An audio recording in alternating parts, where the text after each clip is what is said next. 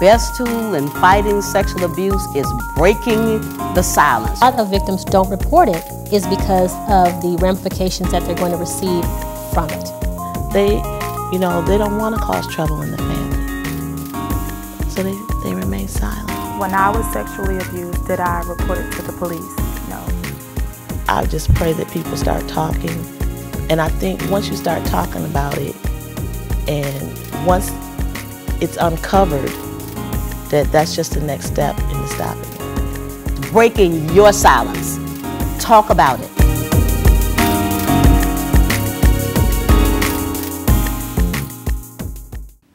I experienced sexual abuse at a very young age. I grew up in the foster care and the juvenile justice system throughout the entirety of my life, or the majority of my life. And throughout that experience, I experienced a lot of sexual abuse from my foster siblings. A lot of the juvenile detention centers that I was in, I was sexually abused often. And overall, it was a very detrimental experience for me growing up in my childhood development. It was extremely painful and uncomfortable to not only having experienced it, but to try and identify myself as a healthy individual with having that negative experience in my past. Yes, I have been faced with sexual abuse. My first encounter, I remember I was about 9 to 10 years old. I remember being fondled with, while I was asleep. Sometimes I would think I was dreaming, and then I would wake up and then realize that I wasn't. It actually went on for about 4 years, 4 to 5 years. I told my sister, and my sister told her school counselor, and then my mom was notified, and she put him out of the house and everything. I actually personally, as a child, was molested at a very, very young age. Unfortunately, I was told that it was a game that we were playing. And so therefore, I was about 7 years old, I guess, and he was an older teenager. And I did not know, and this is why I share with a lot of parents and guardians, to please educate your children on what is okay, as we call it, okay to be touched, and what is not okay. And I was told that it was a game that we were playing. I didn't recognize and realize until later in my adult years that I was actually the victim of molestation by this person. I was also, at age 18, I was actually sexually assaulted and raped when I started college, the first year that I started college. And I, which is why I share with them, went out on a date with this individual, first time I had met this individual, and never thought that this would ever happen. And that's often when individuals are sexually assaulted, is because you don't think that this person would do this to you, especially when they just met you, especially when you don't have any reason that you would think that they would victimize you. It was the first date. We went to a park, and I was sexually assaulted by this person. I was then later, he blamed me. He said this was something that I wanted him to do.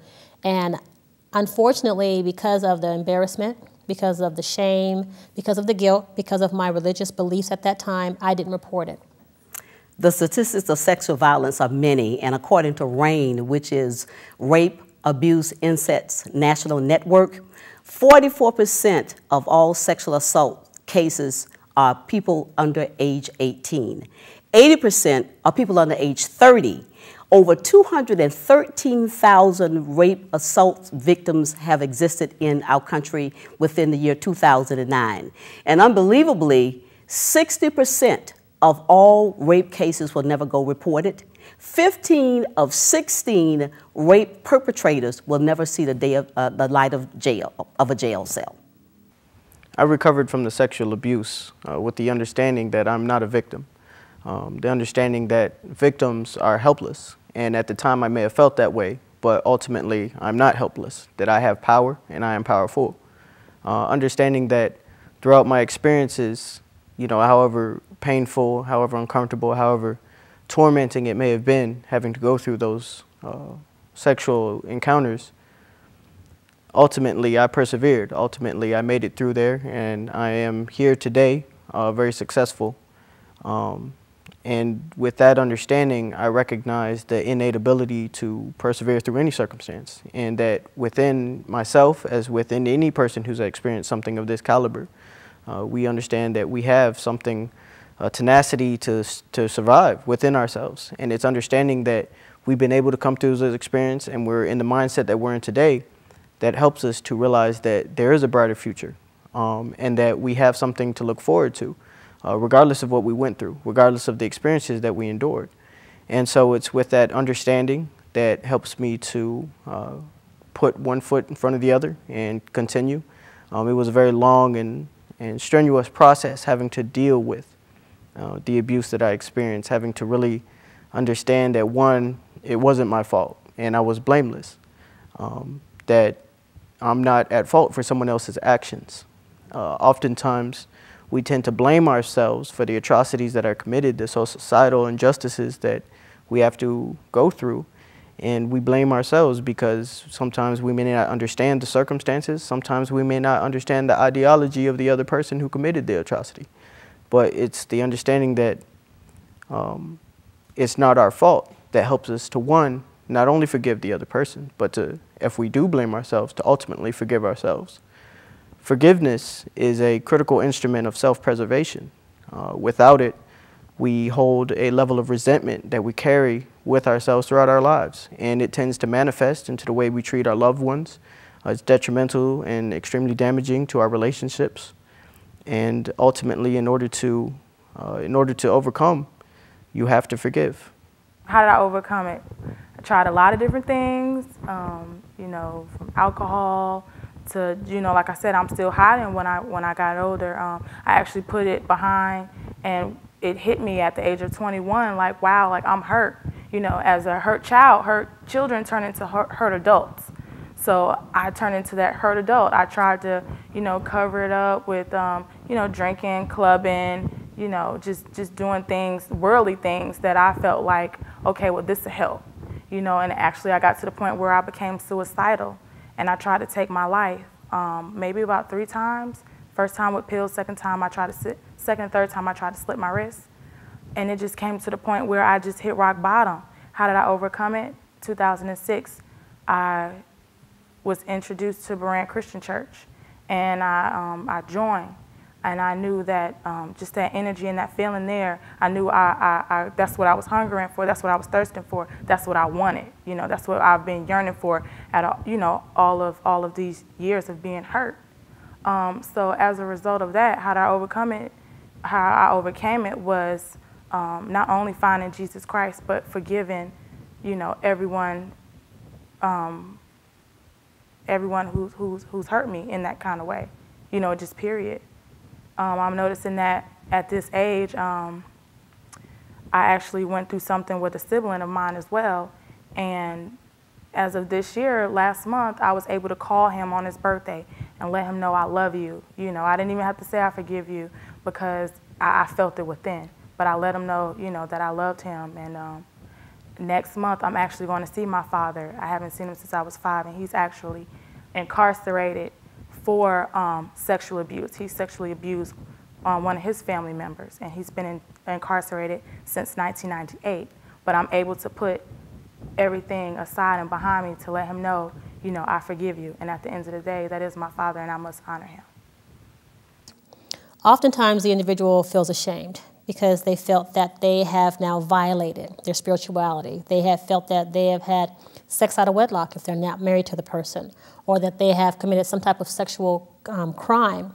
They feel they may have committed fornication in many cases. So they tend to, in some cases, shy away from God and feel that he no longer loves them.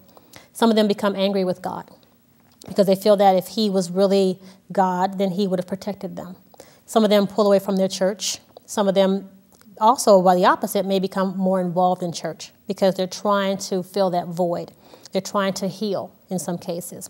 If they have a strong support system at church, oftentimes, and they feel comfortable enough to share, they can then go to their church and go to that spiritual support group and feel free to open up with those individuals. But in many cases, when it comes to their religion, because they feel that they were either abandoned by God or they let God down because they didn't fight against what they were not able to stop what happened to them.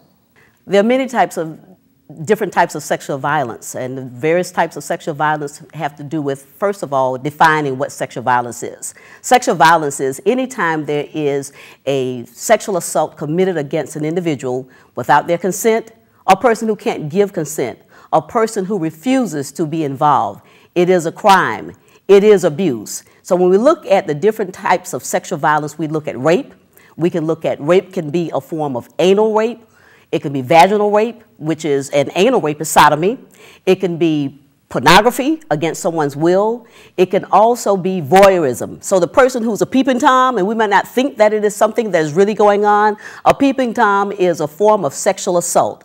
We also have to begin to look at the person who is actually not touching you. That person who is making verbal assaults against you, who looks at your breasts, who looks at your hips, who looks at your penis, who says different things that are against your will, that you are not willing to listen to, you don't want to be a part of. So we have verbal forms of sexual assault. We have nonverbal forms of sexual assaults. That person who's just looking at you, making eyes, who's making gestures, body gestures at you. That person who actually does things against your will sexually that you don't want to have happen, that you have not given consent to, that you don't know how to give consent. So when we look at that person who might not be able to give consent, we're talking about children, we're talking about the disabled, these people who cannot help themselves. The effects of sexual violence can be extremely devastating. Depending on the age, depending on a variety of different factors, can exponentially increase the negative impact that it has on someone. Considering the fact that a child is sexually abused or has a violent act of sexual nature against them, you know, that child is led to understand a misconstrued perception of what's appropriate as it relates to sexual conduct. And that can later translate into misconduct of their own behalf, you know, as they grow older, as they interact with their siblings, as they interact with their peers, whether that be in the home or whether that be in school. It just tends to manifest in their behaviors because as they are developmentally unstable, per se, their developmental process, they don't have the ability to fully grasp the concepts of what is right and wrong sexually. They may understand what feels a certain way. This may feel wrong inside themselves, or they may be confused by the sexual arousal they get from that type of experience. That while in essence it's wrong, it may feel physically good to them, and so that may confuse and alter their disrupt their perception of what is ultimately right or wrong sexually. For a teenager, I think we can all appreciate that in our youth we have an exceptionally difficult time trying to identify who we are as people and what direction we want to take in life in a variety of different aspects as it pertains to career, as it pertains to who we are as people, and even as it pertains to our sexual lives, our sexual orientation. And so with that already difficult process of identifying who we're going to be in life, it just exponentially more difficult to try and identify that when you've been sexually violated with a violent act, or you sexually violent crime has been committed against you. It imparts this level of uncertainty. You know, is there something wrong with me? Have I done something wrong? Am I broken? I feel disgusting. I feel filthy. And it's having to identify yourself as not being what happened, as not having, you know, being dirty, as not being filthy, as not being a victim, that as a youth is so difficult. And so one of the major effects, you know, is that level of uncertainty. They never truly identify, you know, who they are, and it's a level of confusion that carries into adulthood that leads them into an entire livelihood of confusion, of feeling uncomfortable with themselves because they never truly identified who they were. As an adult, you know, it can be extremely detrimental into the way sexual abuse can be extremely detrimental to adults in the way that they pursue their relationships with their loved ones passionately in a spiritual or just a mutual relationship with coworkers, you know, with their peers. It can be extremely detrimental to the way that they conduct themselves because they've been, they feel that they're at fault, or they feel that they're victims, or they don't feel comfortable with it within their own skin because of what someone else has done to them. And so it affects their lives on a variety of different levels. And, you know, the most significant tragedy, unfortunately, sometimes it affects the children, their children, if they have them, in the way that they're able to demonstrate their love and their compassion for their children, which ultimately perpetuates the cycle of confusion for the child, because they grow up with an understanding that this is what love is supposed to look like, this is what parenting is supposed to look like. So as it pertains to sexual abuse, the effects can be extremely detrimental and on a colossal level. There were resources as far as in school, but who wants to be that kid like, hey, you know, I'm being sexually abused at home, you know.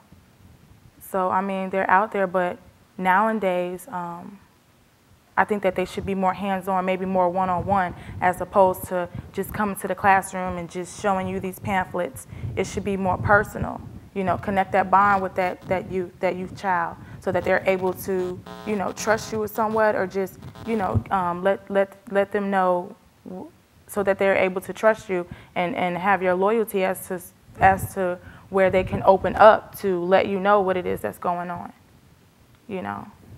So with resources, I mean, there were some, but it just was like, oh, here's a pamphlet, you know, contact this person, contact that person. Why would I contact you? I don't know you. I don't know if you're going to hurt me. Find someone to tell. There's phone numbers now. You know, most children can dial the phone, or they can dial 911. There are some emergency hotline numbers that we give to children so that they can share with us or with people, with someone, this is what's happening to me, and I'm not sure if it's right or not. But the biggest thing I share with them is it's not your fault, and you have the right to your own body, and you have the right to report what's happening to you.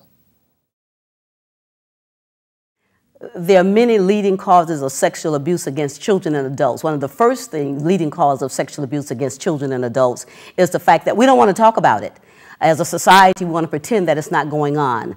Our families don't want to talk about it. We don't give families permission to talk about perpetrators. We don't give them permission to talk about that it has taken place in the family before. We don't want to deal with the fact that it is a family secret. We also believe that there is this unknown that we're supposed to not talk about. We're supposed to keep it over there. And we talk about the generational curse. So we look at a generational curse. Someone in the family has committed a sexual violence against another family member before. We keep it a secret. We keep perpetuating it. And so when it happens, we say, well, granddaddy did it. Uncle John did it before. This has been going on before. Negligence, it can be a form of way of having people to be sexually assaulted. It can cause that because when a child is not being monitored, when we trust people too much, when a child is left with an adult or another child who can commit a sexual assault against a child or an adult. So when people are going to school and they're not sure of the background of the teachers, the background of educators, the background of a therapist, the background of a neighbor, and we leave that child entrusted to the care of that individual that we don't know anything about their background. We talk about sexual assault. Some of the causes also is the fact that we don't communicate. We don't communicate enough information about what is it. We don't describe and actually identify and define sexual assault and sexual violence for our children, for our adults. When my girls were coming up, I have 3 daughters, I would say to them, anytime someone bothers you or touches you and you don't want them to do that, tell me and I'm going to believe you. So we're not giving people permission to actually say something about what's going on with them when they're touched in a way that they don't want, when they're looked at in a way that they don't want, when they're actually given verbal and nonverbal cues sexually that they really don't want. So one of the other forms of having someone to be able to be sexually assaulted is the fact that people will not actually deal with the situation and we keep letting it go. Another reason why there is sexual assault is the fact that most of the perpetrators are not spending enough time in jail. The crime and the actual punishment is not being fit. They don't met out together. So a person can actually murder someone and get more time, and we look at a person who's assaulted, but that person is actually many times dead within themselves when they deal with the other issues they have to deal with. There are so many aftermaths of sexual violence. There are people who actually feel unworthy. There's a guilt, there's a burden that's taken by the victim. That person who's been gone through an act of sexual violence feels as if they're unworthy They are not wanted anymore. They feel abandoned. They go into isolation many times. Post-traumatic stress disorder. Sometimes there are emotional disorders. There is depression disorders. There's so many things that can happen to a person who is a victim of sexual assault, sexual violence. The grades can begin to fall in school for a child. For an adult, they begin to wane away from work. They're not attentive anymore. Relationships, future and present relationships begin to fall apart, where they can't relate to other people. Their communication efforts are basically delayed, or they're basically cast aside because they don't know how to communicate anymore. They're afraid. They have a lot of fear. They're afraid to actually trust. Their trust levels begin to diminish. People who actually have been victims of sexual assault begin to become sometimes perpetrators themselves, where they begin that this is the way that things should go. Sometimes what they can also become is that once they've gone through sexual assault violence against themselves, is that they actually can become someone who's out there engaging in sexual acts openly, behind closed doors, and they themselves believe that the best way to be able to do it is that they become promiscuous. So they're actually acting out all over again. And then there are those who go through acts of sexual violence and who have been victims of sexual violence, where they actually believe that no one wants them. So they're afraid of relationships. They avoid relationships. They don't become involved in relationships, and they go throughout life. Sometimes it can have effects on their sexual identity. Am I really who I am? So if there is a gender on gender, same gender, it can cause sexual confusion, sexual identity confusion, and they don't really know who they are. And so oftentimes that person also, as a result of sexual violence, can become stronger, can become more determined with the help of the support groups, the help of the family, can say, you know what, I'm going to lead the cause and I'm going to fight against sexual assault, sexual violence. I'm not going to let this take over me. I'm going to take it and I'm going to control what's going on here. How can we reduce the risk of sexual assault? Is in many ways. We can reduce the risk of sexual assault by talking about it, communicating. We've got to let our children know from day one. The minute that they can recognize who they are, they can talk, they can hold conversations, is that their body belongs to them, that they have a right to not only just say no, to refuse, to talk about it, to tell someone. We need to give our sons and our daughters permission to come to us with issues that are going on. We need to vet the man and the woman that we're going to have in our households with our children when we decide to be with someone else, to make sure, look at their background. As I said, get a green card, blue card, any color card you need in order to make sure they're who they are. Check their backgrounds. There's nothing wrong with doing a background check. It doesn't take that much. Our school systems need to make sure that they do background checks. Too often what happens in school systems is that if there is a perpetrator and someone has been found guilty of sexual assault, sexual violence, what will happen many times is that there will be an agreement and there will be a settlement for that person to leave, to avoid being fired and the record being pushed through. They give that person an opportunity to actually resign. So what you have is a recreation from one system to the next. That person leaves that system, goes to another system, another city, another state, and they're committing the same crime. So when you have someone who's a pedophile, someone who's actually within themselves believing that they have to take advantage of a child or another adult, it doesn't come out of this system by them moving from one place to another. The other thing is holding family and community meetings, forums in the community, talking about it, actually coming up with legislation that will make the crime of rape, incest, and abuse as great as that of murder, thievery, anything else. Increase it. Make examples of the people who are continuously want to get out there and be perpetrators and who are actually violating the rights and the abilities of people to say, no, I don't want you to touch me. I don't want to be involved in this. I don't want to see this. You can't take pictures of me, and you cannot exploit me in that manner. Have I ever been faced with sexual abuse or know someone who has? I was a part of a case in New York many years ago, about 20 years ago, where a young lady was raped, and the family was afraid to do anything. And as a helper and a psychotherapist myself, as someone who's always there advocating for families and for victims and helping them to no longer be the victim but become the victor, I became involved with this family. And I can remember the DA saying that if this young lady had not come from the background and did not have me advocating for them, nothing would have happened. Well, I fought with that family to get the perpetrator, to get them before the grand jury, to find him to be charged, and where he was sentenced to 6 years. I was a part of that whole process for 6 years to keep him in prison. The state of New York had to let me know when they were going to release him. I contacted his probation officer to make sure of what's going on, followed it all the way. I have clients who've come in who have been victims of sexual molestation when they were children. It's affecting them when they're adults, but they cannot have healthy, positive relationships.